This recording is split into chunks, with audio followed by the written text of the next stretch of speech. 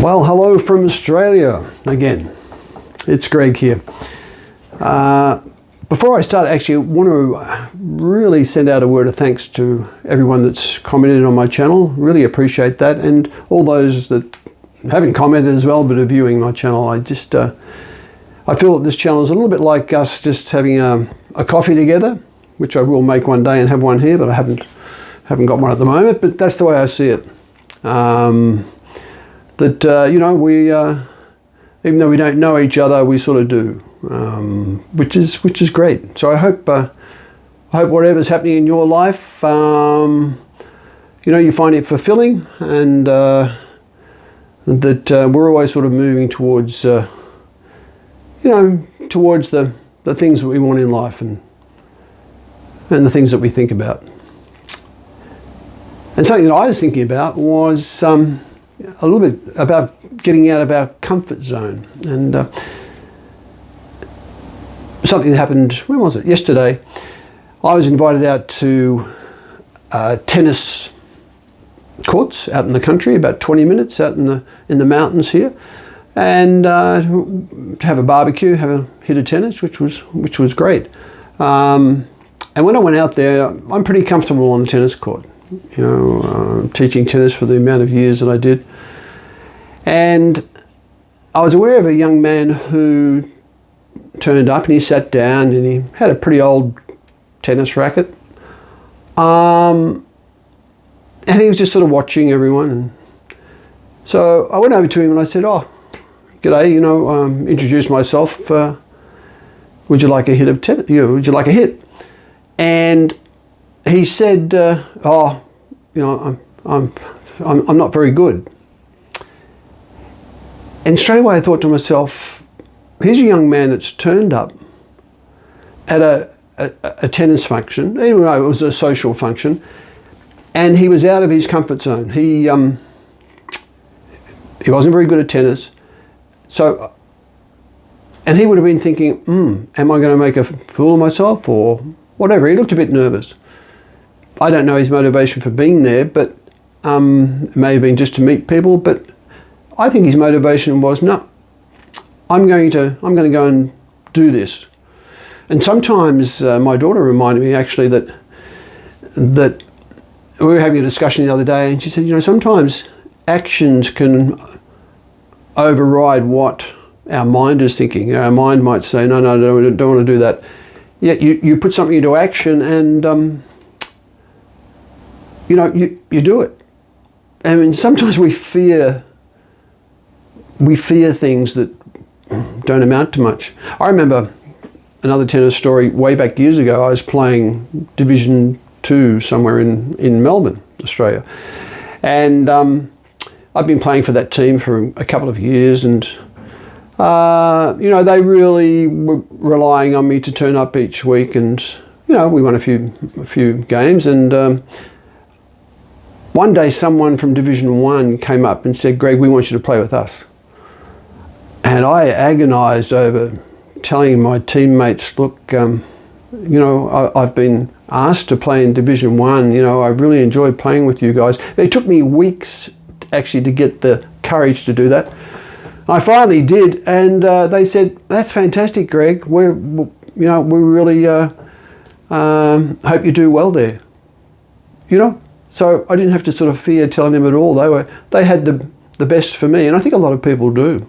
This young man, I got him out on the court. We had a hit, and you know, half an hour later, into the day, he was out there playing doubles with other people. You know, laughing, enjoying himself, having a great time. So you know, he made a good decision there. But I've always liked to be in my comfort zone, but that's something that I haven't done as much as I should. If I'm in a group of academics, I probably don't do as well as if I'm in a group of fellow flyers or, you know, sports people. And my son actually was a great, you know, terrific golfer, off a handicap of 2, got a sore shoulder, and just recently he's actually taken up tennis. And that's a little bit out of his comfort zone. I'm sure on the golf course he's totally comfortable, but now he's challenging himself to learn tennis, you know, later on in life, which is fantastic, and I'm sure he'll enjoy it and meet a whole lot of new people, away you go. I was thinking about friends the other day. There was a close friend I had way back in the 70s, 80s, early 80s, and we really lost touch. And he was actually a tennis guy. Again, you know, a lot of tennis today. And I went to a tennis tournament last year, and I met somebody who actually knew him and gave me his number. So I got in contact. And it was sort of like we just started from where we left off, you know, talking as if, you know, all those years hadn't gone by. And it made me sort of think the importance of friends. They're like, friends are almost like emotional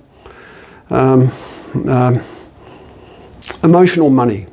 They're like sort of, you know, money in the bank, emotional money in the bank. Because if you can keep in touch with friends, they also have friends, and it's this cumulative effect that you can meet a whole lot of new people.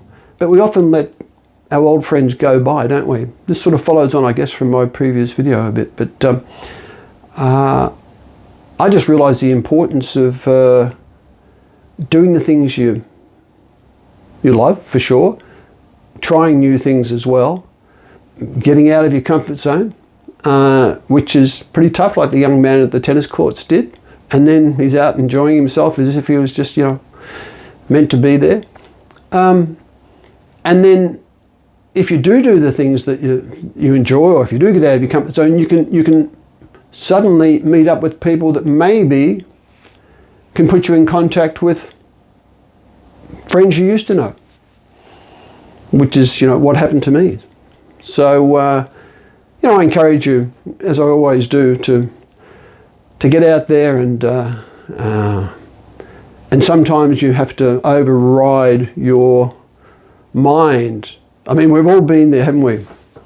And the other day I thought, oh my gosh, you know, okay, what's planned today?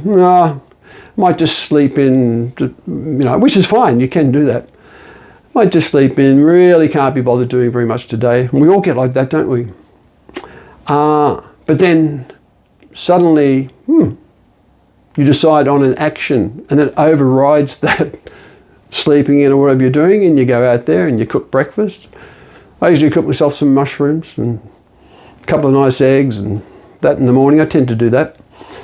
I go for my walk, try to go for a walk if I can.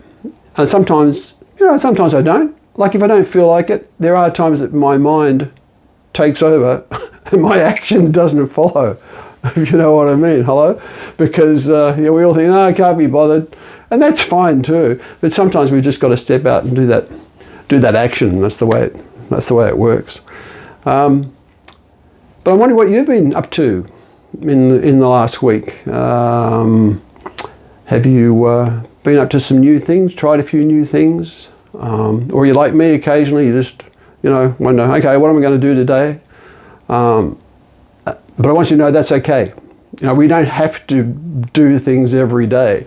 But there are certain times, you know, whatever it is, clean up and do the dishes, and you know, times that we do have to allow our actions to sort of take over sometimes, which is okay. But I think I've got to learn to get out of my comfort zone a bit more. You know, I can move to any town, anywhere, any country probably, and I'd meet people pretty well straight away because I'm good at tennis. I reckon it's good. That's a good thing too.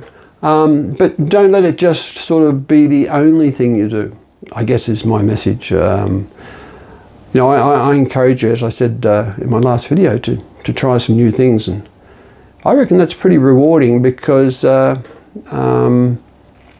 you know, there's an achievement there, and it can also make us feel pretty good about ourselves as well, which is great. So it's all to do with, I guess, you know, finding activities and having that reason to get out of bed in the morning. But if you want to sleep in sometimes, that's okay too. Like I said, you know, it's okay, but probably not a good thing to do it every day. We've got to get out there. Friends are pretty important.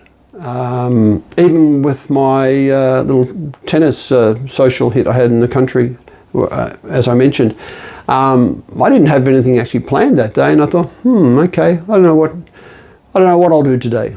I might just sit and watch television, whatever. And then had the phone call to come out and play tennis. And I probably could have said, it's a half-hour drive, I think I'm okay. But no, go and do it, and then it's really rewarding. So, it's good fun.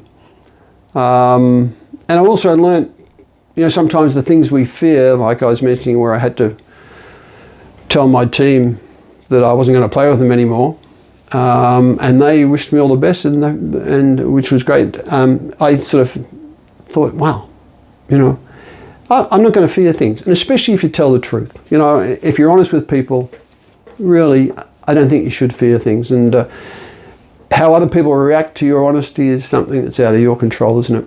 But that's the best way to live life. I'm heading down to Melbourne in a few days, and I will certainly send you a message from Melbourne and let you know what I'm doing. I'm going to visit family down there and do a few things, which I'll share with you. Staying in a bit of a different location. I think I'm about 37 floors up. Not great on heights, even though I fly aeroplanes. I can't figure that one out. But maybe if you're not happy with heights, flying aeroplanes isn't the best thing to do, but somehow it's a different scenario, isn't it? Not good in high buildings, but anyway, that's okay. Once again, appreciate all of you watching my videos. I really appreciate the comments, and look forward to having what do I call it? Another sort of coffee catch-up without the coffee. Before the week's out.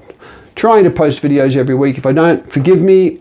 I've got maybe a lot on, but I also see these videos as a priority too. So be kind to yourselves, keep well, stay happy. All the best from Australia. Thanks so much. Catch you later. Bye.